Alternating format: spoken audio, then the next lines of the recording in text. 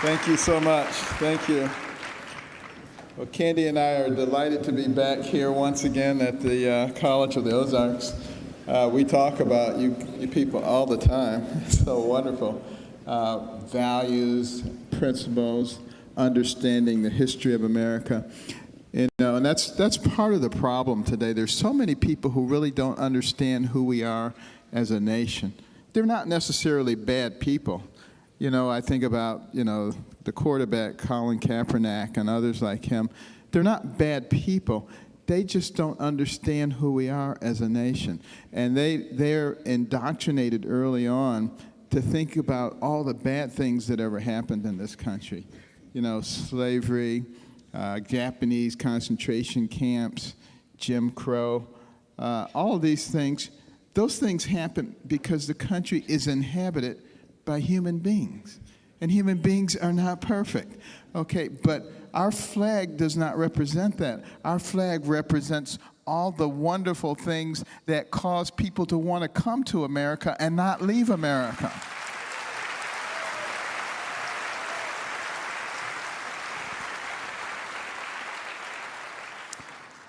And, this theme today of religious freedom, obviously incredibly important, because it was about us being able to lead our lives according to our beliefs without interference from the government or anyone else, without someone telling you what you could say and what you couldn't say.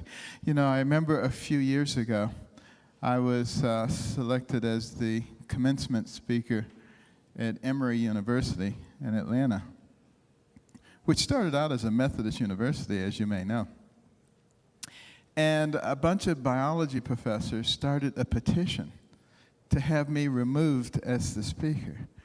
They said, we can't have, at a prestigious university, someone speaking who believes that God created the earth. I mean, that's non-scientific. And they managed to collect about 500 signatures, and the news media glommed onto that, and they wanted to interview me, and don't you think you should withdraw? But then a counter petition was started, and they got more than 5 times as many signatures that said that I should come, and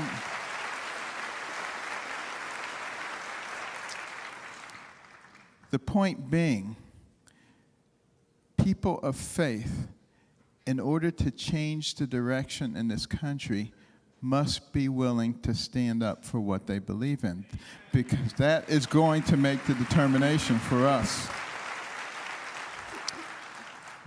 Faith has been a huge part of my life. It really kind of determined my profession, because as a youngster, I used to love to hear the mission stories in church and Sabbath school. They frequently featured missionary doctors who traveled all over the world, great personal sacrifice to bring physical, mental, and spiritual healing to people.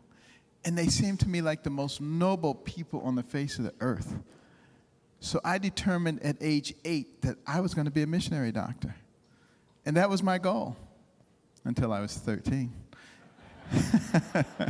At which time, having grown up in dire poverty, I decided I'd rather be rich. So at that point, missionary doctor was out, and psychiatrist was in. Because I didn't know any psychiatrists, but on TV, they seemed like rich people, They drove Jaguars, lived in fancy mansions, had these big plush offices, and all they had to do was talk to crazy people all day. It seemed like I was doing that anyway, so I said, this is going to work out extremely well. And I started reading Psychology Today. I was a local shrink in high school. Everybody brought me their problems. I would sit them down, stroke my chin, say, tell me about your mama. And I majored in psychology in college, did advanced psych, had incredible professors like Anna Freud, the daughter of Sigmund Freud. And I was gung-ho. I was going to be this great psychiatrist. But then in medical school, I started meeting a bunch of psychiatrists. Need I say more? No, just kidding, just kidding. I love psychiatry. Some of my best friends are psychiatrists, by the way. But what I discovered very quickly is what psychiatrists do in real life and what they do on television are two completely different things. And what they do in real life, very important. They're some of the more intellectual members of the medical community. But do you recognize that in our society today, so many people derive their ideas of the world from television and from social media? And it's a very distorted impression. And there are deceptions that lead to perceptions. And you have all of these people walking around with the wrong perceptions because of these deceptions that have been placed upon them. In many cases, by people who simply are trying to be entertaining or are trying to make money. And it's a real problem for us. Well, at any rate, I decided I didn't want to be a psychiatrist. And I said, what do you want to do? I believe that God gives everybody special gifts and talents. And I examined my life and I said, what are your special gifts and talents? And I realized I had a lot of eye-hand coordination, the ability to think in 3 dimensions. I was a very careful person, never knocked things over and said, oops, which is a good characteristic for a brain surgeon. And, I love to dissect things. I put all together, I said, you should be a neurosurgeon. And a lot of people thought that was strange. At that time, there had only been 8 black neurosurgeons in the world. And they said, you can't do that. But I got to tell you a secret. Our God does not care what color you are.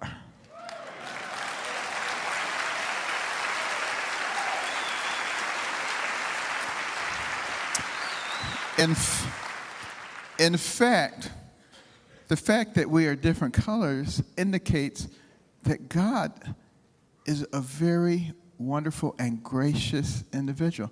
Because can you imagine how boring life would be if everybody looked exactly like you?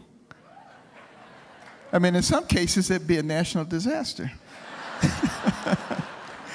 He was nice. He gave us variety, like a bouquet of flowers. And, some people want to make a problem out of that. I think they need to re-examine themselves. But, one of the wonderful things about traveling around, particularly during the campaign, was I got to see so many of my patients. I operated on 15,000 people. So they would be all over the place. But one thing in particular struck me. A young woman came up to my wife, and she said, are you Mrs. Carson? She said, yes. She said, your husband operated on me while I was still in my mother's womb. And now she's grown up, self-sufficient, beautiful young woman. And that's one of the reasons you'll never convince me that what is in a woman's uterus is a meaningless bunch of cells.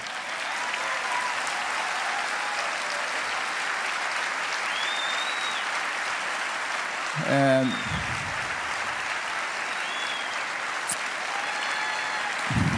thank you.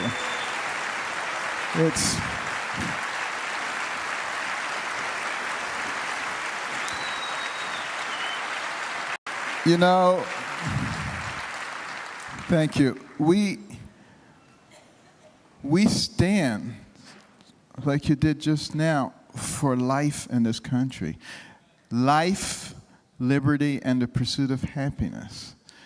And when I talk about deceptions that lead to perceptions, what we have done is allowed the deception that killing a baby is a woman's right to create perceptions that we are discriminating against women when that is the last thing that we would ever do.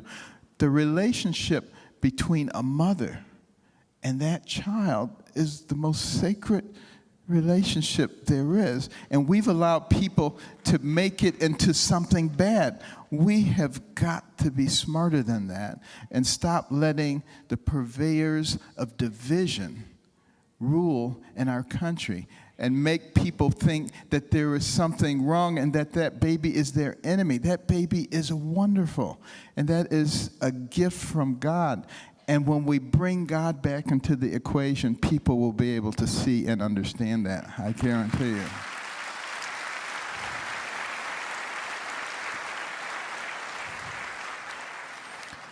Now, one of the things that I think is very important, I'm sure you'll hear more about this today, is the Johnson Amendment in 1954.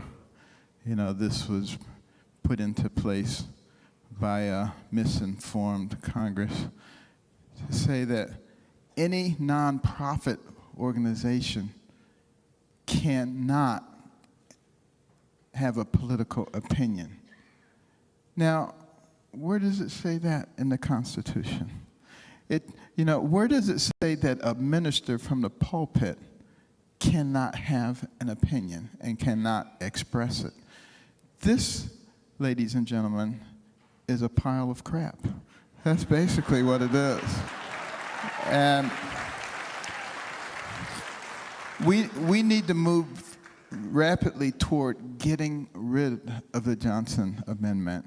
And when you begin to start thinking about voting in 4 weeks, I want you to determine which candidate is most likely to get rid of the Johnson Amendment and which one is going to put it forth.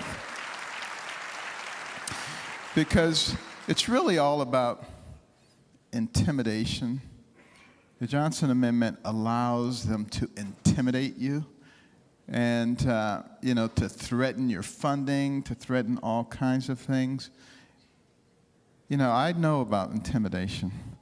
I remember when I was a kid, I was deathly afraid of dogs. I was intimidated by dogs. It changed my life because I was so afraid of dogs. I'd be late to school all the time. I'd be walking to school. I'd be almost there, and there would be a dog. And I would have to turn around, go around the block, come another direction, and there'd be another dog.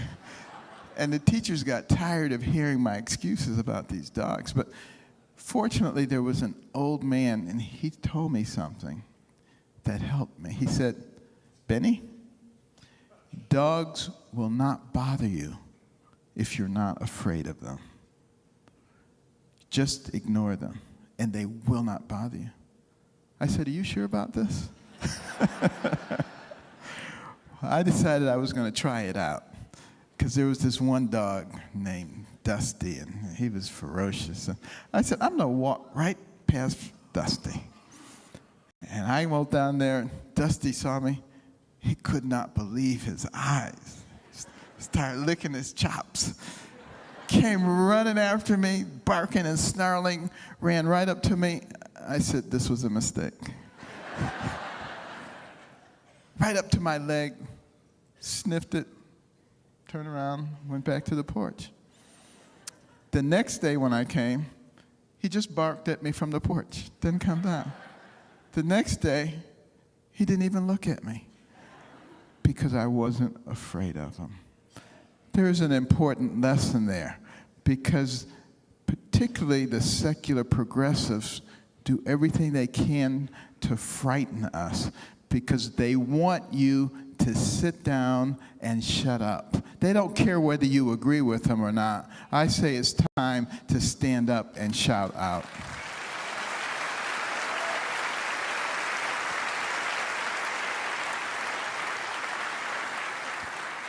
One of the deceptions that is perpetrated on us from an early age, our students, is that there's something wrong with you if you believe that God created the earth. And they say that science has demonstrated inconclusively or conclusively that the world came about as a result of a Big Bang. I've had this conversation with a number of Nobel laureates in physics. And I said, well, where'd the stuff come from that banged in the first place? And they say, well, I mean, we don't understand everything. And I said, okay, I'm going to be nice. I'll just give you that there was something. Okay, we don't have to explain how it got there. Now you say it exploded, and our solar system and the rest of the universe just came together in a perfect way. Perfect orbit of the Earth around the sun and the rotation on its axis, and everything else is perfectly located so that we are not too close to the sun, not too far away from it. I said, that's pretty amazing. Yeah, they say it is. And I say, don't you believe in the second law of thermodynamics, entropy, which says that things move toward a state of disorganization? So you're saying there was energy into the system, it exploded, and everything became perfectly organized. Now, how do those things, how do they fit together? And they say, well, we don't understand everything. And I say, I don't think you understand anything. And I say, but, after I get through asking them a series of questions, their answer is always the same, we don't understand everything. I said, you know what? You have just demonstrated your religion, because that's what it is. And I said, I simply don't have enough faith to believe what you believe. I believe in an intelligent God who did all this. It takes a lot less faith to believe that. And I said, let's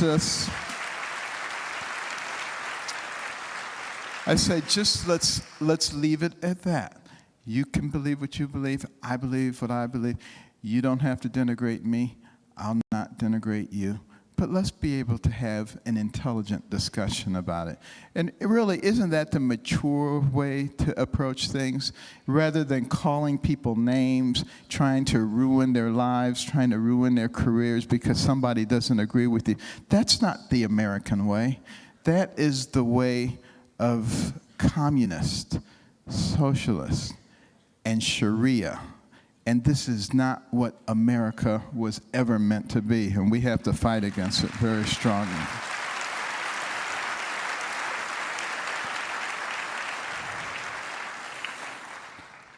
Another deception, that we can redefine anything that we want to redefine. I mean, this whole concept of redefining marriage, I personally believe is very dangerous. And I have nothing whatsoever against gay people. Nothing. They can do whatever they want as far as I'm concerned. And our Constitution protects them, and it protects every American with equal rights. But it doesn't give anybody extra rights. Nobody else gets to redefine things and make everybody else jump through the hoops for them. It does say that.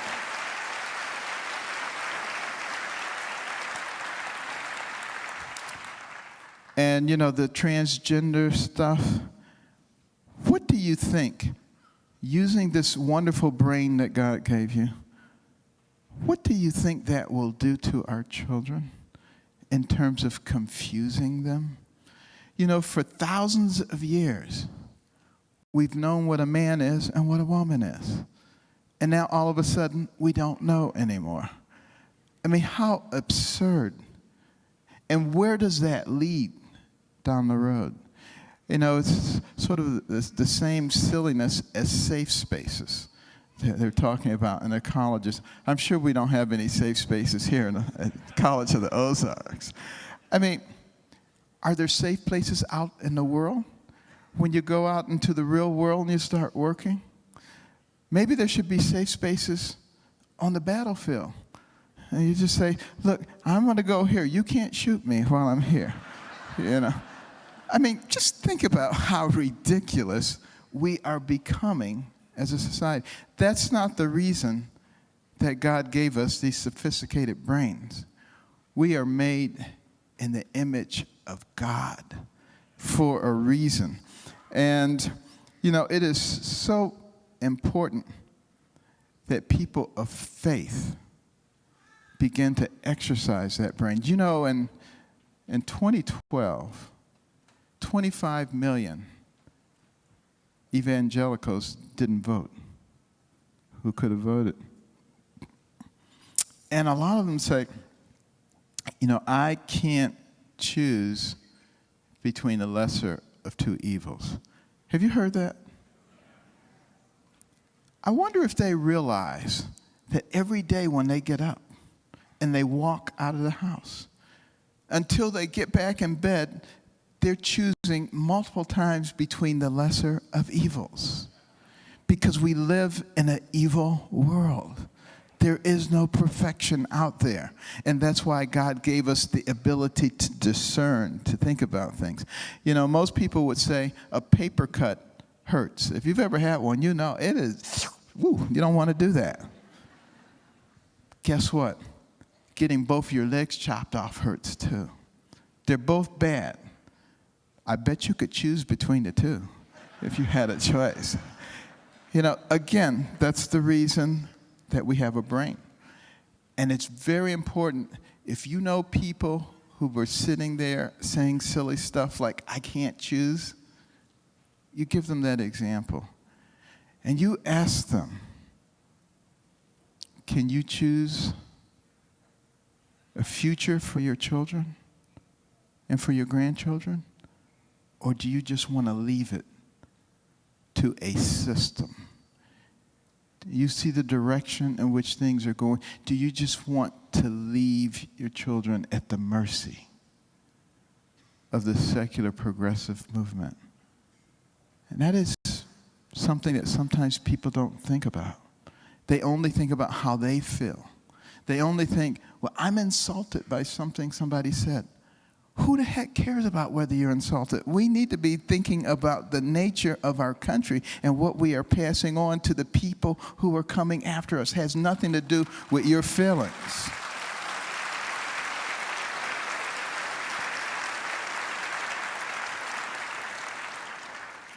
Also, that wonderful brain that God gave us, it gives us the ability to choose what kind of people we're going to be.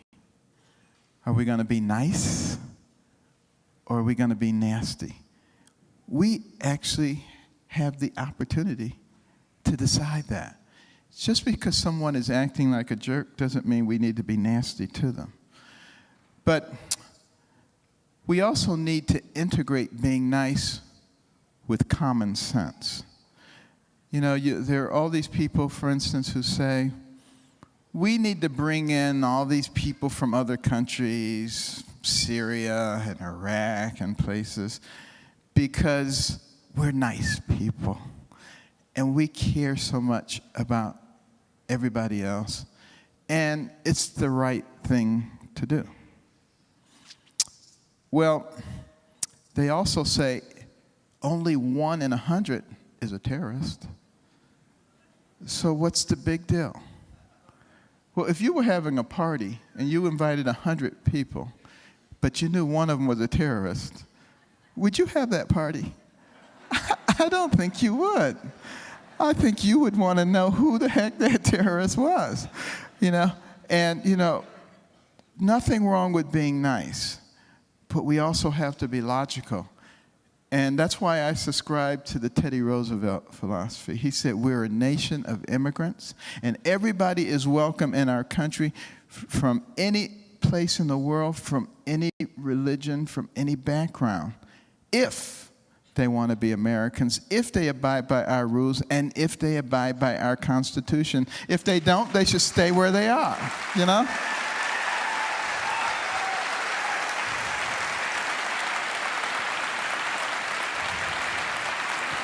And there really isn't anything hard to understand about that. I think it's perfectly nice, it's perfectly reasonable to do that. And the other thing that we have to do is we have to educate ourselves. You know, when I was running, the left was very critical of me because I said, I don't think, somebody who was a Muslim and believed in Sharia should be president of the United States. Well, you need to know the history of Islam. President Obama says this is a peaceful religion. He should go back and read about Muhammad, who started it, and the time in Mecca, where he wasn't really admired that much, quite frankly. He had a powerful uncle who kind of protected him. And when his uncle died, he actually had to leave, and he went up to Medina and put together this army and start raiding and pillaging and destroying anybody who didn't agree with him. It wasn't very nice. And it spread, and part of the philosophy, and you can read about this, not only in the Quran, but in the Hadith, the fatwas, you start reading all this stuff. And not necessarily peaceful. So I don't know that you can make an appropriate argument if you don't really understand what's behind it. And then you need to look at the Holy Land Foundation trial, 2006 and 2007 in Texas, looking at the role of the Muslim Brotherhood in America and some of the associated organizations. And there was a memorandum, an explanatory memorandum that was uncovered. They tried to suppress it. The Justice Department tried to suppress it. But enough people found out about it, explaining what their goal was in this country. And their goal was to infiltrate, to multiply, to gain possession of important positions, and to accomplish what they call civilization jihad. Same kind of thing that they've done in many countries in Europe. They wanted to do here. And they said it would be easier to do in America because the Americans are politically correct. And they will be trying to protect our rights while we destroy theirs. Are we really that stupid? This is the real question. And do we actually understand who we are? Do we understand the reason that this country came about? There were people from a lot of places who came here seeking freedom, freedom of religion, freedom of speech. They wanted to be able to live their lives the way they wanted, and they wanted to be able to benefit from their own hard work. It was a noble goal. And through the grace of God, this country, an upstart country that no one even knew about, in the space of only 50 years, was already competing with all the powers of Europe and throughout the world. That's the reason that Alexis de Tocqueville came here in 1831 to study America, because they couldn't understand how an upstart nation could be competing with them on every level. But I believe it was because of the values and principles that defined this country. Our belief system. We were unique in the sense that we believed that our rights come from God. Other nations believed that their rights came from the kings, from the rulers, and from government. Now, what you may be noticing is that we're in the process of changing now from a people-centric nation to a government-centric nation. The government now wants to be involved in every aspect of our lives, from cradle to grave. Again, we're at a tipping point right now. Are we going to continue down this pathway of ever-growing government, Or are we going to make a clean break right now and give the next generation a chance to experience a nation that is unique in the world, a nation that truly is great, and a nation that stands between tyranny and freedom? Remember, before this nation arose, those of you who are history enthusiasts, you know what the world was like. Tyrants, pillaging other nations, destroying them, ruining them. It still goes on to some degree now, but not anywhere near the way it used to be. I guarantee you, if we go off the scene, it's going to return to the world. And there will be mass killings once again. And, you know, the peace that we experience now will be a memory only. This is the nation that stands between peace and utter chaos.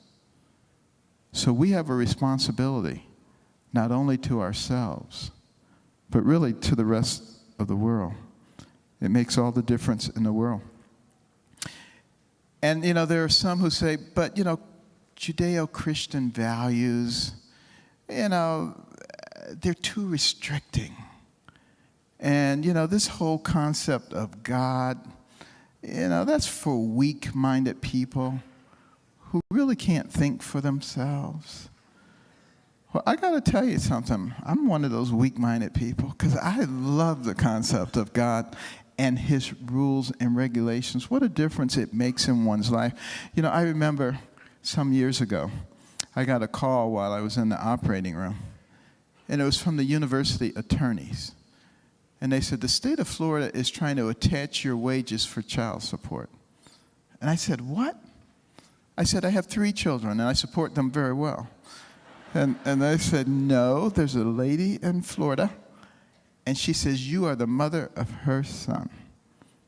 And she knows where you went to high school, college, medical school, internship, residency, even has a picture of you in scrubs.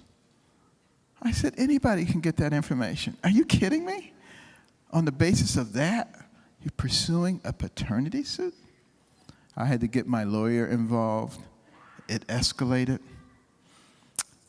But you know, a lot of people, they see someone like me who's out and about all over the place, and they just assume that you're probably messing around. And you probably don't even know all the people you've been messing around with. And you want to protect your reputation, and therefore you're just going to shell out the money and hope everything stays silent. You know, it escalated. They got to the point where they said, send us a blood specimen. We can do DNA testing. I said, excuse me? You people, as incompetent as you are, want me to send you a blood specimen? I say it'll end up at a murder scene. I'll be in jail for the rest of my life. No way am I sending you a blood sample. And after it escalated a little more, it just fizzled and died. Because I didn't have to submit to that. Because I knew something they didn't know. I knew that the only woman I'd ever slept with in my entire life was my wife. So I didn't have to scratch my head and ask the question, you know. He's tyrannical. He does it to make our lives less complex and more enjoyable. He tells us. You know, when you buy a complex piece of equipment and you're trying to get it to work right, and after you've tried everything, you read the instructions. That's what we need to do. He gave us instructions. We don't have to go through all the mess. Just follow his direction, and it makes all the sense in the world. But it does take courage to do that. And that is perhaps the missing ingredient for us right now. We have to be willing to be called a name. We have to recognize that our ancestors endured enormous hardship for us so that we could be free, so that we could be prosperous. Many of them giving up everything, including their lives. What would they say if they were back here today and they could see us cowering to political correctness, not standing up for our rights, allowing others to dictate the direction of our country? Remember I said 25 million people of faith did not vote in 2012? The margin of difference was 4.5 million. Do the math. The point being that the direction of this country and our destiny lies within our own hands. No one can take it from us, but we can give it away. We should not give it away. Too many people fought too hard for it to happen.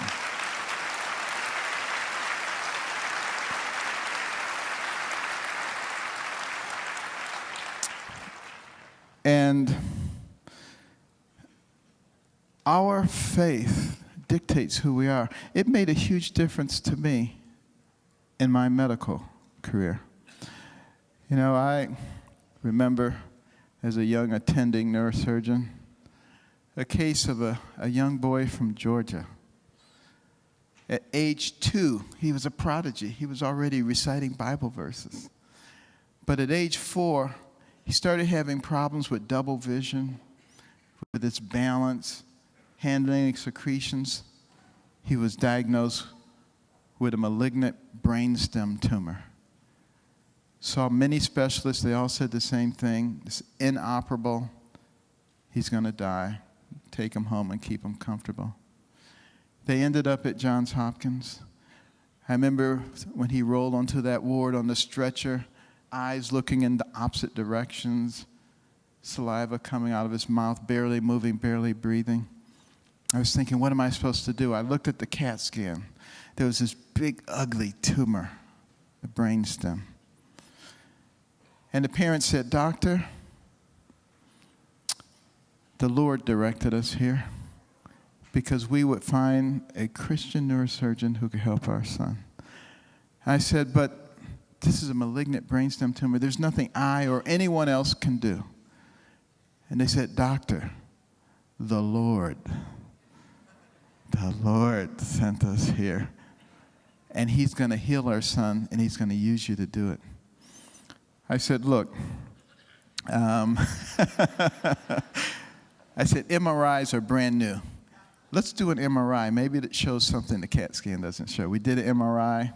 I showed it to all the neuroradiologists. They all said the same thing. Malignant brainstem tumor, nothing to be done. I went back and I told them. And they said, "But doctor, the Lord." I said, "Look, 1 in 1,000 times the scans are wrong. And it's possible this could be like a fungal infection with a big reaction. So I will do a biopsy." They said, "Thank you, thank you, thank you." Took him to the operating room, opened it up, went down to the brainstem, big, ugly, reddish-brown mass, took a biopsy, sent it off for a frozen section, came back high-grade glioma, a very malignant tumor. I debulked it, took out as much as I dared before I started running across vital structures, closed them up, went out and talked to the family, and I said, "You know, only the Lord knows the beginning from the end, and maybe your son already served his purpose. We don't know what lives he's affected, and, you know, we'll understand it better by and by." And, you know, as I left, I said, "Thank you, doctor. But the Lord is going to heal our son. I said, I've never seen people with faith like this, fully expecting that boy would deteriorate and die.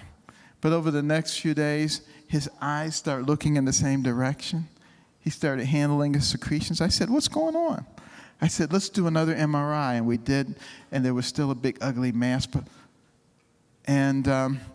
you could see a little ribbon of brainstem tissue. And I said, is it possible that maybe this thing is not inside the brainstem, but is just so big and has compressed and distorted everything that maybe we should go back in? And they said, by all means. And I went back in, and the nature of the tumor was different. Under the microscope, I peeled it away layer by layer. When I got to the last layer, there was a glistening white brainstem, smashed and displaced, but intact. Long story short, that boy walked out of the hospital. Today is a minister.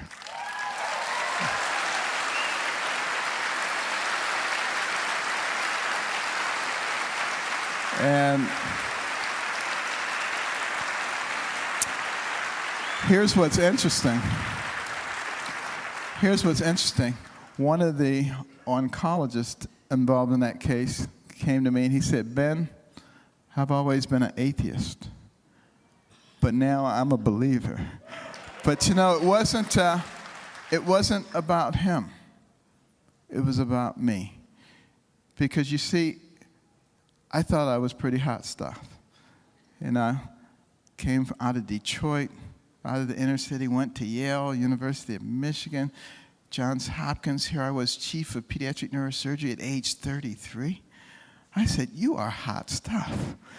But after that, I realized that it wasn't me at all, that it was God. And I said, Lord, from now on, you be the neurosurgeon and I'll be the hands.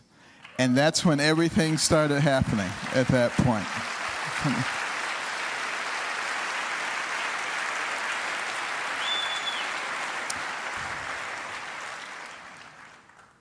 And if you comb through your life, I think we will all find incidents where God manifested his power in our lives. He manifested his power in the creation of this nation. You think about the Battle of Manhattan. George Washington was down to his last battalion, surrounded by General Howe on all sides and in the water by the fleet. It looked like the end of the Revolutionary War. Meteorological records prove that night a mysterious thick fog fell on the whole area. And it remained even after the sun came up until Washington had ferried all of his men away safely. Now, the secular progressives will tell you that it's a coincidence. It's not a coincidence. George Washington was a man of deep faith. And as you just heard, there are a lot of people who want to rewrite the history. They want to tell you that our founders were deists, that they didn't believe in an active God. And in our book, Candy and I wrote, called America the Beautiful, if you go in there and read that book, we put in there a lot of quotes from our founders, because you can see from those quotes that there is no way in the world that these people were deists, and including our second president, John Adams, who said, our Constitution is for a religious and moral people and is wholly inadequate for any other. We have a foundation, a Judeo-Christian foundation. And those people who say, you can't talk about God in public, what do they know? Do they understand that our founding document, the Declaration of Independence, talks about certain inalienable rights given to us by our Creator, a.k.a. God, that the Pledge of Allegiance to our flag says we are one nation under God, that many courtrooms on the wall, it says in God we trust. Every coin in our pocket, every bill in our wallet says, in God we trust. If it's in our founding documents, it's in our pledge, it's in our courts, and it's on our money, but we're not supposed to talk about it, what in the world is that? In medicine, we call it schizophrenia. And doesn't that explain a lot of what's going on in our nation today? And we need to make it perfectly clear that it's okay to live by godly principles of loving your fellow man, caring about your neighbor, developing your God-given talents to the utmost, and living by values and principles. And we will, if we do that, not only will we remain a pinnacle nation, but we will truly have one nation under God, indivisible, with liberty and justice for all. Thank you. God bless.